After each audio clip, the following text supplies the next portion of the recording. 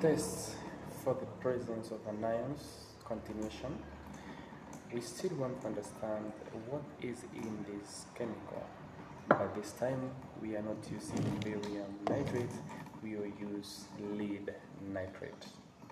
Lead nitrate will always test for 4 anions: sulfates, sulfites, chlorides, and carbonate ions. So if lead nitrate is acidified and the solution remains white, then sulfate ions and chloride ions are present. But if it is not acidified and the solution turns white, then sulfate ions, sulfate ions, carbonate ions, and chloride ions are present. Basically, the acid is used to remove or decompose the sulfite ions and the carbonate ions. Let's check out. Into your potion.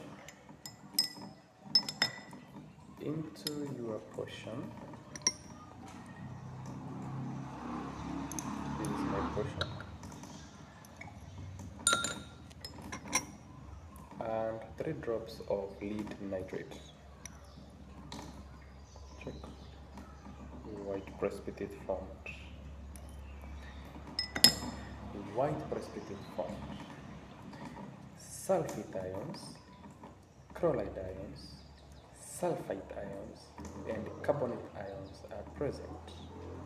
If you are told to followed by 3 drops of sulfuric acid, if I add sulfuric acid here 3 drops and it still remains white, then the acid removed carbonate ions and sulfite ions.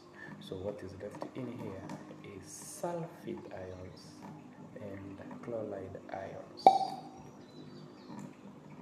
Remember, the acid will always decompose carbonate ions and sulfite ions. Remember to separate your ions using commas, and remember to write your state symbols correctly. That was test for cations. How do you test? How do you differentiate between sulfate ions or sulfite ions? Answer is you simply add an acid like hydrochloric acid, sulfuric acid, or nitric acid. If the white precipitate disappears or white precipitate dissolves, then that one was a carbonate ion or it was sulfite ions. The way you separate sulfate and sulfite ions is by using an acid, any acid, and when the acid decomposes to remove the white precipitate, then that one was sulfite ions. Until next time, good night.